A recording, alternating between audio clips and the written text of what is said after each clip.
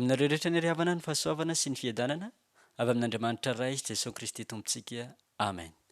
Anio alahady fahatelo ambin'ny folo septambra roapolo sy roa arivo, alahady izay natokana FJK M ho an'ny aladin'ny sampanasa AFF na ny sampanasa asa fitoriana filazantsara. Mbola hibanjinantsika ihany koa ny amin'ilay loha hevitra hoe miasa amin'ny fahatahorana an'Andriamanitra. Homany ho antanantsika ary ny salamo fahaefatra amby telopolo ny andinin'ny voalohany hatramin'ny andininy fahasivy. Aorian'ny salamo dia ny hira fanampiny fahasivy no ataontsika. Rehefa hita ary ny salamo fahaefatra amby telopolo ny andinin'ny voalohany hatramin'ny andinin'ny fahasivy dia iarahantsika miredina fiderahantsika an'Andriamanitra. Isaotran'i Jehovah lalandava aho, ho eo ambavako mandrakariva ny fiderana azy. Jehovah no reharehan'ny fanahiko eo, ary izany mpandefitra ka ho faly. Miarah mankalaza an'i Jehovah amiko, ary eo ka hiara-manandratra ny anarany isika. Mitady an'i Jehovah aho dia mamaly ahy izy, ka manafaka ahy amin'ny tahotra rehetra. Mijery azy ireo ka miramirana, sady tsy mangay ahy ny tahony. Ity olo mahantra ity miantso dia mihaino Jehovah, ka namonjy azy tamin'ny fahoriana rehetra.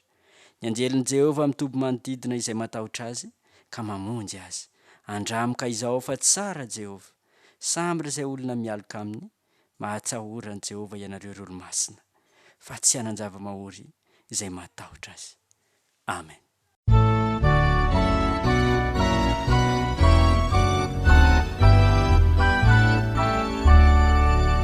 Isaurana, Isaurana, anie Jehovah. Andriamani, Andriamani, Andriamani, Israeli. Isaurana, anie Jehovah, Andriamani.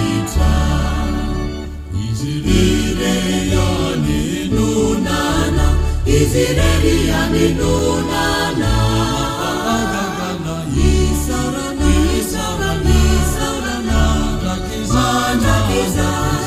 mandakiza, nianarani malaza.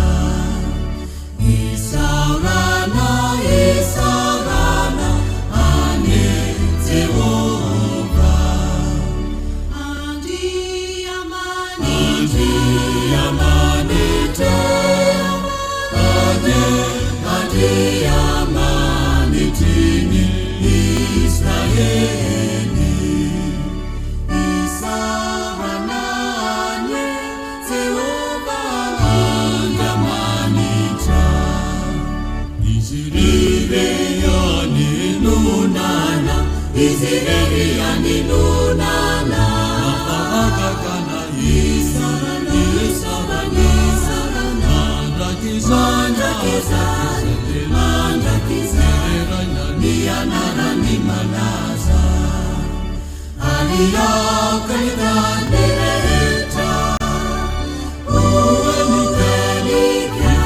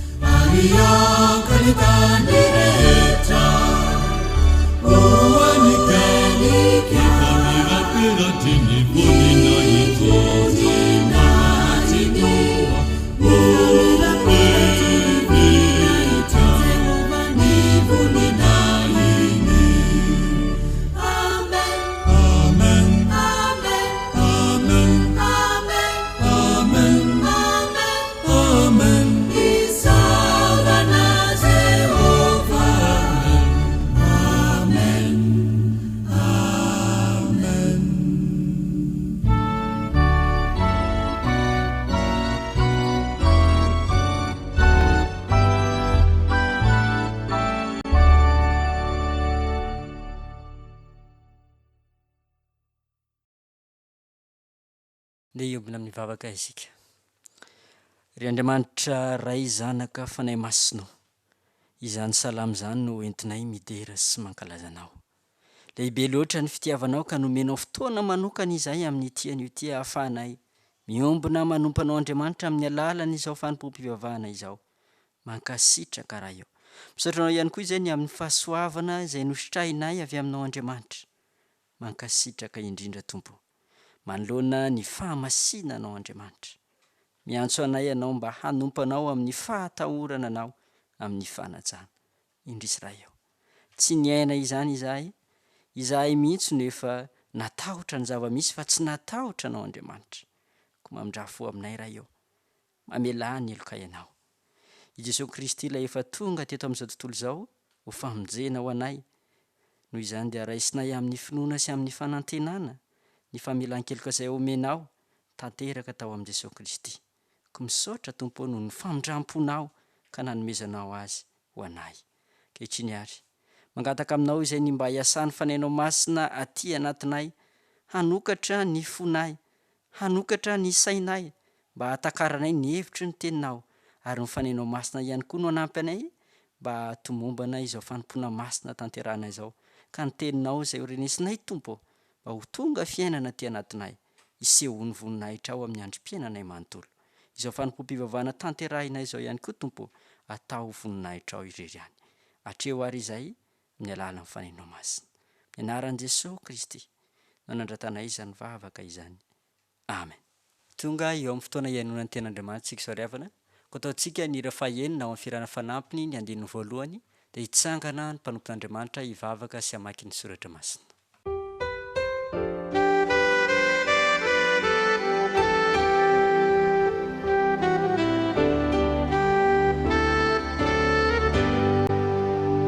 Miteninao Jehovah Anaeli, izay nomenao anay, dia teny tsara sady mampahely, ka mampifaly ny vonay.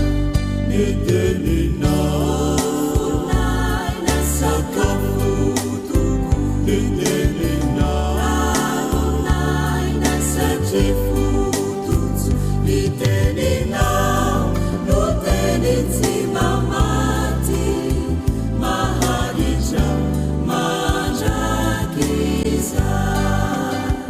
iomona amin'ny vavaka isika ry Tompo Andriamanitra tsara indrindra rainay amin'ny lalan'i Jesosy Kristy ianao. Misaotra noho ny fitiavana, ny famindrapo nasehonao ka mbola nazonay tombon'androm-pahavelomana ka ahafahanay miresaka sy miaona aminao. Amaky sy haino ary andray ny afatra avy amin'ny teninao masina izahay. Ny fanahinao masina izay efa nampitoerinao, anokatra ny fo sy ny toe-panahinay ka anananay izany ho teny fiainana. Amin'ny anaran'i Jesosy no anaovanay izany vavaka izany. Amen. Testameta taloha, bokin'ny Genesis toko 2:20, raisina amin'ny andininy 20, atsahatra amin'ny andininy 120. Testameta vaovao, Matio toko 1:20, raisina amin'ny andininy 7:20, atsahatra amin'ny 2:30. Faranana ao amin'ny epistily ho an'ny Filipianina toko 2, raisina amin'ny andininy 12, atsahatra amin'ny andininy 20. Amin'ny anaran'i Jesosy. Ary noho ny tamin'ny andro fahatelo dia hoy Josefa taminy, izao no ataovy dia ho velona ianareo, fa izao matahotra an'Andriamanitra. Raha olo-marina ary ianareo dia aoka ny anankiray aminareo mirahalahy avy no afatotra ao amin'ny tranomaizina ny toeranareo, ary mandehana ianareo hitondra vary noho ny mosary any amin'ny tranonareo, ary ny zandrinareo faralahy dia ento makaty amiko, dia ho hita fa marina ny teninareo ary tsy ho vonoina ianareo, ary nataony izany. Dia niresaka hoe izy, efa meloka tokoa isika noho ny amin'ny rahalahintsika, satria nahita ny fahoren'ny fanahiny isika. Raha nitaraina tamintsika izy nefa tsy mba niaino isika ka koa izany no nahatokavan'izao fahoriana izao amintsika. Ary rehefa tafiditra teo an-kianjan'ny tempoly Jesosy ka nampianatra dia nanantona azy ny loham-pisorona sy ny loha olona ka nanao hoe fahefana manao ahoana no hanaovanao izao ary iza ny nanome anao izao fahefana izao?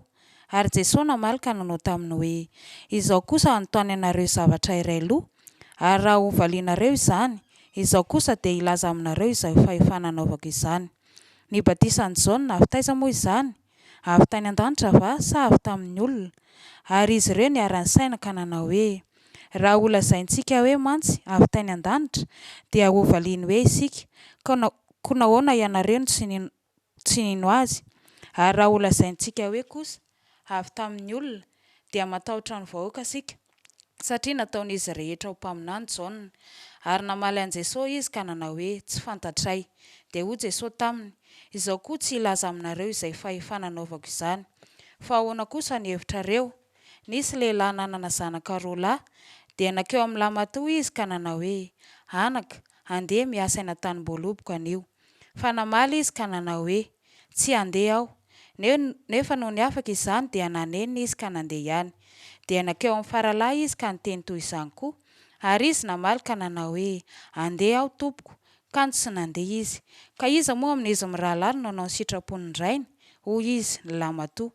Dia hoy Jesosy taminy lazaiko aminareo marina tokoa fa ny mpamory rehetra sy ny vehivavy janga efa mialohanareo amin'ny fanjakan'Andriamanitra. Fa Jaona nakany aminareo tamin'ny lalan'ny fahamarinana nefa tsy nino azy ianareo. Fa ny mpamory rehetra sy ny vehivavy janga no nino azy. Fa ianareo kosa na dia efa nahita zany azy dia mbola tsy nanenina mba hinonareo azy. Koa amin'izany ry malalako, tahaka ny nanan-kenareo mandrakariva, tsy fony teo aminareo ihany aho, fa ankehitriny dia bebe kokoa aza raha tsy eo aho. Miasa mitahotra sy niovotra hatateraka ny famonjena anareo. Fa Andriamanitra no miasa ao anatinareo, na ny fikasana na ny fanaovana hatateraka ny sitrapony. Ataovy ny zavatra rehetra amin'ny tsy fimonomonona sy ny tsy fisalasalana, mba ho tsy manatsiny sady tsy misy fitaka ianareo. Dia zanak'Andriamanitra tsy manana didy eo amin'ny fireneny meloka sy maditra izay isehoanareo tahaka ny fanazavana eo amin'izao tontolo izao. Mitana ny tenin'ny fiainana mba hisy ho reharehako amin'ny andron'i Kristy, ka tsy ho hiazakazaka foana aho na hisasatra foana. Eny na dia hidina ho fanatitra hidina eo amin'ny fanatitra sy ny fisoronana ny finoanareo azy aho, dia faly ka miara-mifaly aminareo rehetra. Ary aoka izany no ampifaly anareo koa ary miara-mifaly amiko. Amen. Ray Masino manamasinana ny amin'ny fahamarinana, ny teninao fahamarinana. Amen. Ny rahafahatsy folo ambizato ka ny andininy faharoa no ataontsika eo am-pitsanganana dia andre ny afatra avy amin'ny tenin'Andriamanitra isika.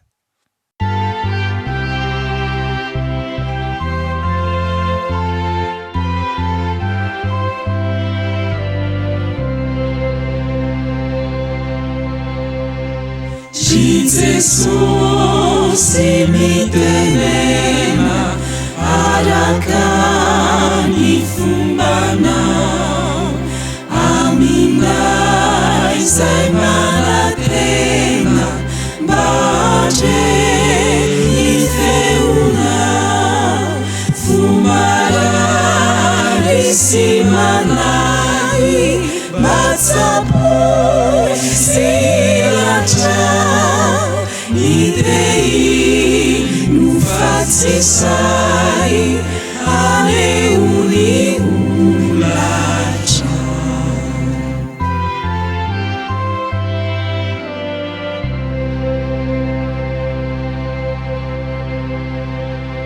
Dia mbola ampitomboina aminareo marakarivany ry havana ny fahasoavana sy ny fiadanana avy amin'Andriamanitra ray izy Jesosy Kristy tompontsika. Amen. Ny tenin'Andriamanitra zay akatsika ny afatra dia ny Filipianina toko faharoa ka ny andininy faharoa ambin'ny folo ka hatramin'ny fahavalo ambin'ny folo. Mbola ao anatin'izay fandiniana ny lohevitra hoe miasa amin'ny fahataoran'Andriamanitra isika. Ka raha ity taratasy nosoratan'i Paoly ho an'ny fiangonana tany Filipy ity dia maneho indrindra ny amin'ny famporosehana ary fitaomana ny kristianina tao anatin' zany faritra tsy fiangonana zany mba iseho tahaky ny fahanazavana eo anivony zao tontolo zao.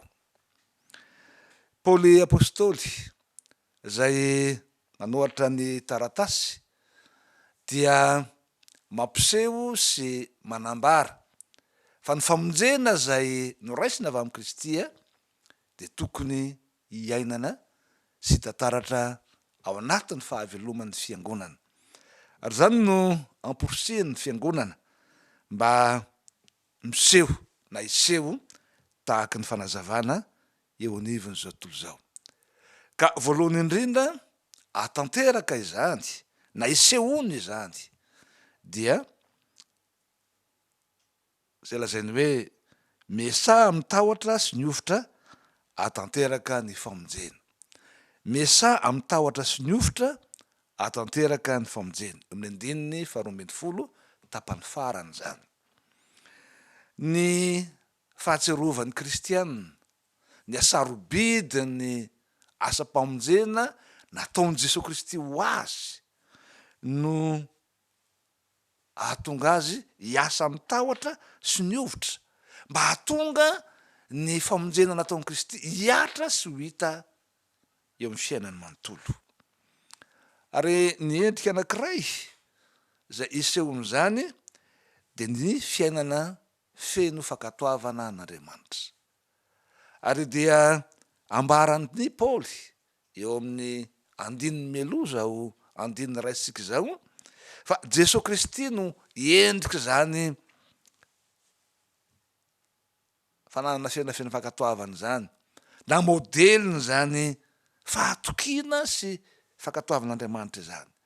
Fa na de nanana ny endrika itovina amin'Andriamanitra azy izy, Andriamanitra raha teo izy, de ny foanany zany ka naka ny endriky ny mpanompo izy, nanaiky ho tonga olona ary nietratra amin'ny farany indrindra teo amin'ny fahafatesana teo amin'ny hazo fijaliana. Ary zany no nanaratan'Andriamanitra azy ho amin'ny ambony indrindra. Zany fankatoavana an'Andriamanitra zany no endrika zay iantsona ny mpino mba anehoany ny asarobidiny zany famonjena efa niraisany tamin'i Kristy zany.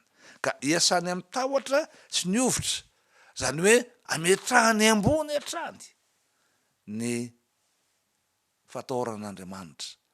De lay fitiavana sy fikaraketam-po aminy ka anekena ny fitariny ny alalan'ny fanahy masina. Zany no faharoa zay tazana anatin'izany teo hoe miasa mitahotra sy niofotra mba sehoany ny herin'ny famonjena ao amin'ny fiainany mino de ny fanaovana ny asa tsy amin'ny fimonomonomana na amin'ny fisalasalana.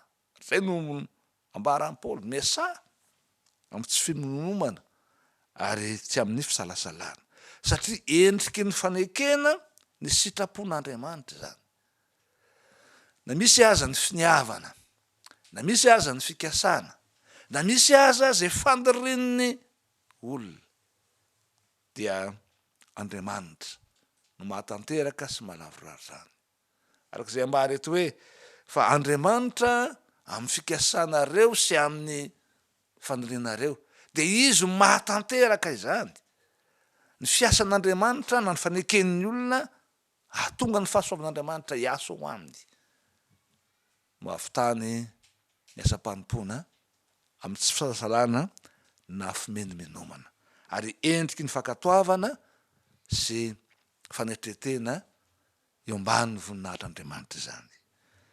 Ravana malala tsy resaka na resana na ambara amin'ny teny ihany ny maha olom-bovonjy ny mpino an' Jesosy Kristy, fa natao hita taratra sy ho tazana eo amin'ny fiainany mihitsy zany fiatraikany zany famonjena no raisiny tao amin'i Kristy zany, zay ananany fiainana feno fanetretena eo ambany tana maherin'Andriamanitra, nefa koa ananany fahazotoana hiasa tsy amin'ny salasalana sy amin'ny fimonomonomana satria fantany fa ny fahasoavan'Andriamanitra no miasa ao aminy. Paoly apôstôly de nanana an'zany finoana zany fa raha nandahan Kristy izy ka nanenjika an'ireo kristianina ka nifanena tamin'i Kristy ka lavo teny amin'ny lalana Damaskosy dia tonga nino ary rehefa nino izy de niasa ka nilazany hoe efa niasa noho izy rehetra fa ny fahasoavan'Andriamanitra nato zao a. Ary fantatsika fa teo amin'ny fitoriana ny filazantsara de navita betsaka mihoatra no reo apôstôly azy izy.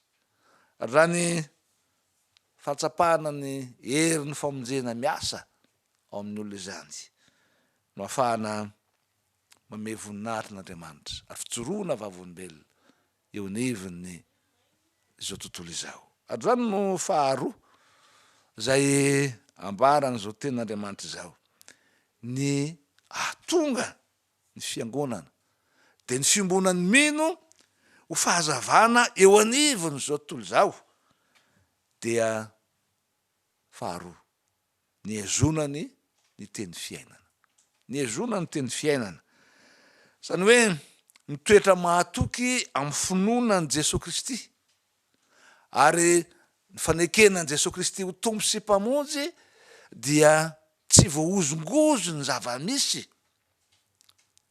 na ovaniny toe zavatra iainana ao anivon'izao tontolo izao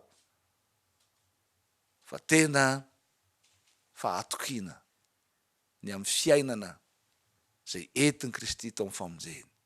Satria ny famonjena dia tsy zavatra ivelan'ny mahaolona fa ho mahaolona manontolo de ny fanahy, ny saina ary ny vatana.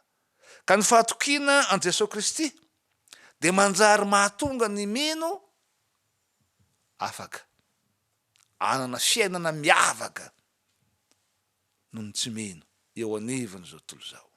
Ary zany fitoerana mahatoky amin'ny finoana izany no ambaran'ny soratra masina fa ny finoana no entina mandreso zao tontolo izao ka na inona toe-javatra ampiseho sy lalovan'ny mpino raha mahatoky sy mitoetra marina ny finoana Kristy izy de anoatra noho ny mpandresy izy amin'ny alalan'i Kristy izy efa tia azy ka namonjy azy. Ary de tonga mizara fiainana avy amin'ny Kristy izy mba hahatonga zany famonjeny izany epaka sy ho tanteraka ao anatin'ny fiarahamonina izao tontolo izao zay niranirahana ny fiangonana de ny kristianina. De avana malala ny kristianina ary raha te ho fahazavana eo anivon'izao tontolo izao na zay ambaran'ny Paoly eto hoe maneho ny fahazavan'i Kristy eo anivon'izao tontolo izao satria Andriamanitra no fahazavana ary ao amin'ny Kristy no andraisana zany fahazavana zay midika ho fiainana izany dia tsy tokony voasaringotra ao anatin'ny toetra nyzao tontolo izao zay ambaran'ny Paoly mazava eto fa ny fiarahamonina misy ny kristianina na ny fiangonana dia firenena malotomolotra sy maditra, zany hoe firenena na vahoaka zay tsy manana ny fahatahorana n'Andriamanitra raha filazantsika azy ka tsy mino ary tsy mahatoky ny asan'Andriamanitra miasa eo anivon'ny fiainany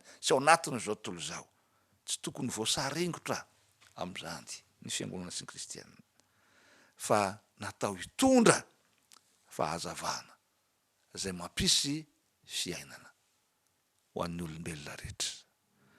Rehavana malala raha namaky sy ny ainy vaky ny teny tao amin'ny Matio toko fahariky amby roapolo isika ny andininy fahatelo amby roapolo ka hatramin'ny faharoa amby telopolo de ny fariseo sy ny mpanoradalàna de nangataka tamin'i Jesosy hoe fahefana vaiza sy iza no manomenao fahefana anao zao asa mpamonjena izao, raha zay no ambara amitsotra. Rehefa azotsika ny valitenin'i Jesosy tamin'ny fanoarana zay nataony dia ny fivampiainana eo am'izay mandreny teniny no profo tsy azo lavina ny fahefany na ny mahandriamanitra sy ny mampamonjy azy ary zany no ilazany tamin'ny mpanoradalàna sy ny fariseo fa ny vehivavy janga sy ny mpamoretra no elo lalana anareo any amin'ny fanjakan'Andriamanitra satria niova ny fiainan'izy ireo rehefa nandre ny tenin' Jesosy Kristy ary nandray an' Jesosy zany hoe nino an' Jesosy ho tompo sy mpamonjy azy tonga ny bebaka izy zany hoe niala tamin'ny fahotany nanenina tamin'ny ratsy fanaony ary nanjary nanana fiovam-piainana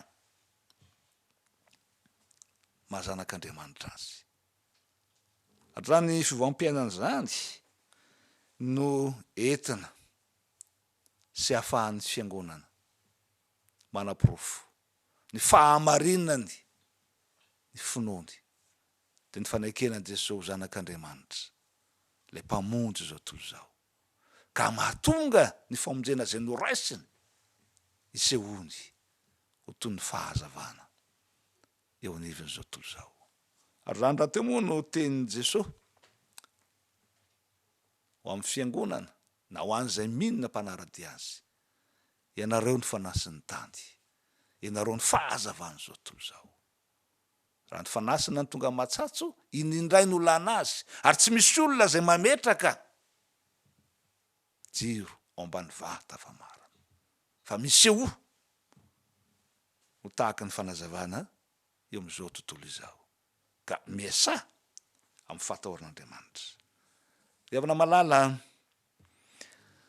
ao anatin'ny vanim-potoana sarotra sy manahirana no ijoroany ny fiangonana na ny kristianina ho vavolombelona ny asa-pamonjeny efa niatra taminy tamin'ny finoana an' Jesosy Kristy fahafatesan'i Kristy teo amin'ny hazo fijaliana sy ny fitsanganany tamin'ny maty mba hizara fiainana ho an'izao tontolo zao de mampahery sy mitona antsika mandrakariva mba hanana fanatretena ao ambany tanamerin'Andriamanitra ka nao ny asa-panompona amin'ny endriny samihafa mahakasika ny fiainana maha olona manontolo fanahy saina vatana ao anatin'ny fisalasalana ao anatin'ny tsy fenonomana fa ao anatin' zay fahatokiana fa ny fahasoavan'Andriamanitra ny mahatoza ao antsika ny fahasoavan'Andriamanitra ahafahantsika mahatanteraka ny zavatra rehetra raha manaiky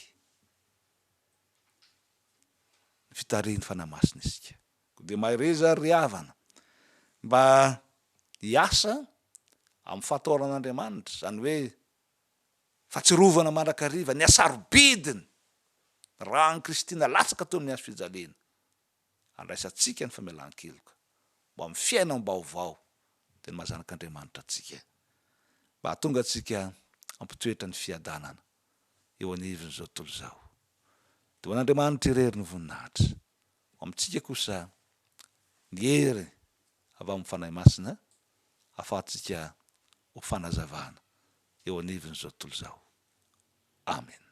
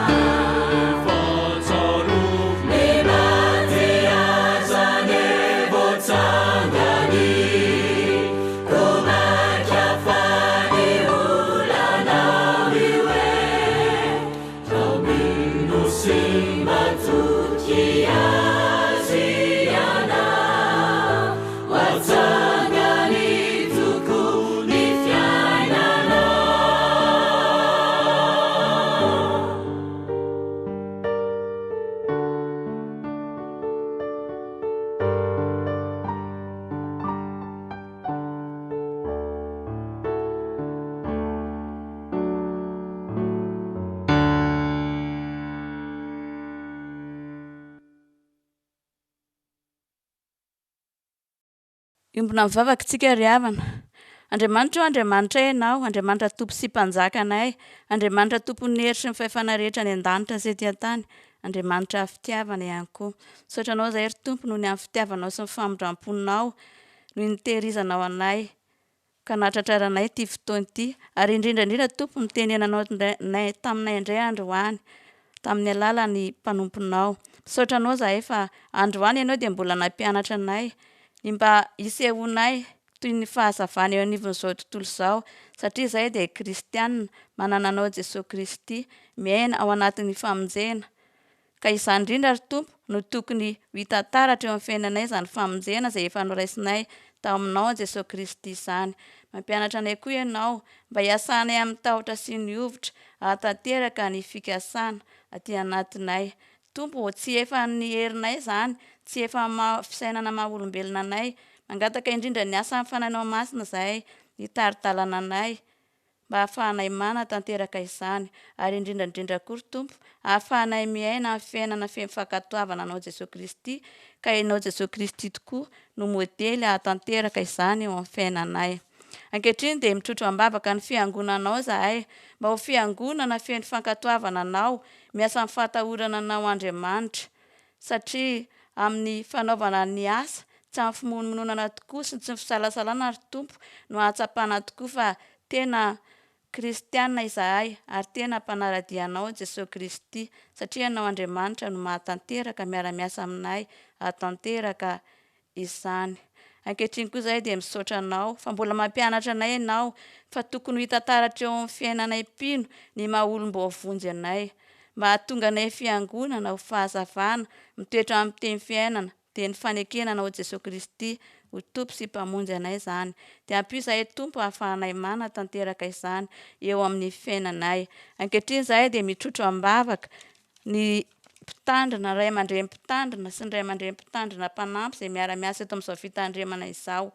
Ianao ilay Andriamanitra efa nifidy sy niantso azy ireo mba ho mpanompony no angatahana hiasa manan-kery amin'izy ireo, hanome azy hery sy tanjaka, hanome azy fahasalamana, ary tsy ho azy irery ihany fa ho an'ny ankohonany ihany koa, mba hahatonga azy ireo hahatanteraka ny anjara fanompoana izay efa nifidianana ho azy. Dia mitrotro ambavaka izahay ry Tompo ho an'izao asa fanitarana izao izay efa hisaoranay ianao ny amin'ny fombanao ny tsirairay avy na ahafahana nanolotra ho amin'izany asa fanitarana izany. Anao ny asa ry Tompo fa izahay dia mpiara-miasa aminao ihany, ka izay rehetra nataonay dia nataonay voninahitra ny anaranao, dia mbola apetraka eo am-pelantananao ary ry Tompo ny asa izay mbola tsy vita. Ianao anie mbola omba ny tsirairay avy mba ahafahany manatanteraka ny asa rehetra izay mbola tsy totosa. Ankehitriny izahay dia mitrotro ambavaka ny asa fitoriana ny filazantsara, ny mpitory filazantsara rehetra maneran-tany ry Tompo. Ianao no mba sy tantana ny tsirairay avy, ianao no hanafihery ny tsirairay avy, satria dia betsaka ny vokatra fa ny mpiasa ny vitsy. Ka mangataka aminao ilay tompony vokatra izahay ry Tompo mba omba sy tany ny tsirairay avy, ahafahana manatotosa izany asa fanomponanao izany. Ankehitriny izahay dia mitrotro ambavaka ny marary rehetra, n'aiza toerana misy azy ireo, na any amin'ny tokantranony tsirairay avy izany, na any amin'ny toeram-pitsaboana maro. Jesosy dia kapoka taminao nefa nentina nanasitranana ny aretina rehetra, ka mangataka aminao izay Tompo mba hanendry ny loharanona aretin'ny tsirairay avy ahatonga ny fanasitranana. Dia mitrotro ambavaka koa izahay ho an'ireo manamanjo. Ianao Tompo hampionona sy hampahery ny tsirairay avy, ary atao fitsapan'izy ireny, fa eo anilany mandrakariva ianao, tsy mahafoy na mahasaraka azy. Petraka feno am-pelantananao koa ry Tompo izao firenena izao. Ianao anie ry Tompo hanafy hery, hanome tolon-tsaina ho an'ny mpitondra tsirairay avy mba hahafahan'izy ireo mitodika aminao Andriamanitra, ka mba hanana ny fahatahorana anao Andriamanitra, hiasan'izy ireo amin'ny tahotra anao Andriamanitra, mba atonga izao fireneny izao tsy iaina ao anatin'ny fahalovana intsony fa mba iaina ao anatin'ny fahamarinana sy ny fahamasinana. Tompo apetraka ifenao am-pelantananao raha ny fiainanay manontolo. Fantatray fa Andriamanitra mahalala ny tokony ho anay ianao na dia tsy mangataka aminao azy izahay. Koa izany indrindra ry Tompo no antony ametrahanay ny fiainanay am-pelantananao. Ary ankehitriny ry Tompo dia sitrakay ny manambatra izany vavaka izany amin'ilay vavaka nampianarinao ny mpianatra fahizay manao hoe rainay eo izay any an-danitra ho amasinina ane ny anaranao, ho tonga ane ny fanjakanao, atao ane ny sitraponao ety an-tany ho tahaka ny any an-danitra. Mehona an'io ny anasazavanay ary mamelà ny helikay tahaka ny namelanay izay meloka taminay. Aza mitondra anay amin'ny fakapanahy, manafanay amin'ny ratsy, fa anao ny fanjakana sy ny hery ary ny voninahitra mandrakizay. Amen. Dia hitsangantsika anambara ny finoantsika ny Tompo. Ny fanekem-pinoana faharoa no entsika maneho izany. Isika minon'Andriamanitra iray, raha isoa mpanao ny lanitra sy ny tany, ary ny zavatra rehetra na ny hita na ny tsy hita. Ary an Jesosy Kristy Tompo iray, zanak'ilay tokan'Andriamanitra. Nateraky ny ray ny talohan'izao rehetra izao, mazava avy amin'ny mazava, Andriamanitra tokana avy amin'Andriamanitra. Nateraka fa tsy natao, miray amin'ny zavatra rehetra.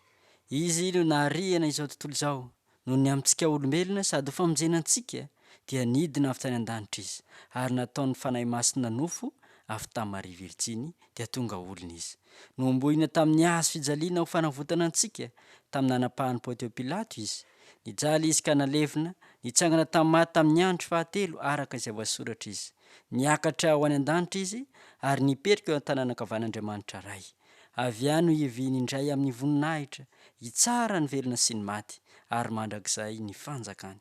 Isika mino ny fanahy masina, Tompo sady mpanome aina, izay avy amin'ny Ray sy ny Zanaka, ka hitsaoana sy ankalazaina miaraka amin'ny Ray sy ny Zanaka. Izy dia niteny tamin'ny vavam-paminany, isika mino ny fiangonana iray masina, miorina amin'ny fanambarany apôstôly, ary manerana izao tontolo izao. Isika manaiky ny batisa io iray ho famelan-keloka, sady manantena ny fitsanganan'ny tenany maty, ary ny fiainana mandrakizay. Amen. Soratsika Tompo ny amin'ny nahafahantsika nanompo azy indray tamin'ny tian'io ity, tamin'ny alalan'izao fanompo-pivavahana izao.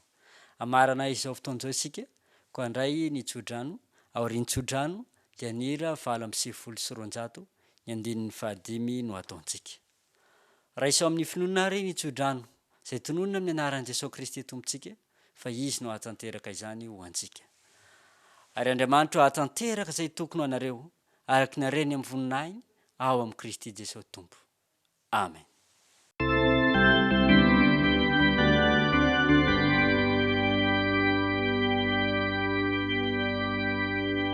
Aina no fetraka purifanay, aina no fetra fonjeriray, aina no fetra izay reino izay, aina no fetra andresy izay, dreto izay ilanja faneva, ray azo izay nanavotananay, ansitrapo manoloranay tena, ka tanomba ho anao izay.